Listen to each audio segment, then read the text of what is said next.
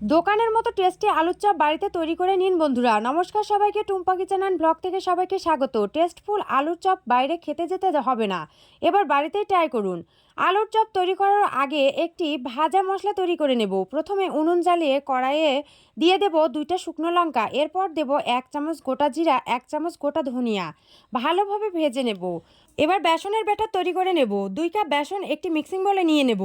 বেসন আমি চালনাতে চেলে নিয়েছি। এবার এর মধ্যে স্বাদ মতো লবণ, 1/2 চামচ হলুদ গুঁড়ো, 1/2 চামচ লাল লঙ্কা গুঁড়ো দিয়ে শুকনো উপকরণ ভালোভাবে মিশিয়ে নেব। এরপরে আস্তে আস্তে বেসনের জল দেব। একবারে জল দিলে বেসনের ব্যাটার পাতলা হয়ে যাবে। দেখুন বেসনের ব্যাটার ঠিক এমন হবে, না ঘন না পাতলা। বেসনের ব্যাটার এভাবে কিছুক্ষণ রেখে দেব। এবার উনুন জ্বালিয়ে কড়াইয়ে পর্যাপ্ত সরিষার তেল দিয়ে দেব। এর মধ্যে দেব 2টা বড় সাইজের পেঁয়াজ কুচি, 2টা কাঁচা লঙ্কা কুচি দিয়ে বাদামি করে ভেজে নেব। এরপর 1 চামচ আদা রসুন বাটা দিয়ে নাড়াচাড়া করে ম্যাশ করে রাখা আলু ছেড়ে দেব। এরপর দেব স্বাদ মতো লবণ, 1 চামচ হলুদ গুঁড়ো আর দিয়ে দেব আগে থেকে গুঁড়ো করে রাখা মশলা দিয়ে খুব ভালো করে মিশিয়ে নেব। আমি মশলাতে শুকনো লঙ্কা দেওয়ার জন্য আলাদা করে লঙ্কা গুঁড়ো দেব না। আশা করছি আলুর তরকা দেখেই বুঝতে পারছেন একদম হয়ে গেছে। এবার আলুর তরকা একটু ঠান্ডা করতে দেব। যে পাত্রে আলুর চপ রাখবেন অবশ্যই সেই পাত্রে শুকনো বেসন ছিটিয়ে দিতে হবে।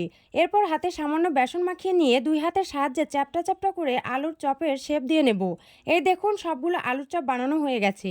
এবার কড়াইয়ে বেশি করে সরিষার তেল দিয়ে গরম হতে দেব।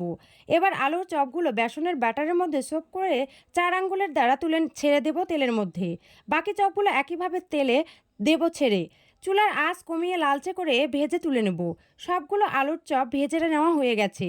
গরম গরম পরিবেশন করে নিন। এভাবে একবার বাড়িতে আলুর চপ ট্রাই করুন, একদম দোকানের আলুর চপের স্বাদ পাবেন। আজ এই পর্যন্তই, আবারও ফিরে আসবো নতুন রেসিপি নিয়ে। ততক্ষণ ভালো থাকুন, সুস্থ থাকুন।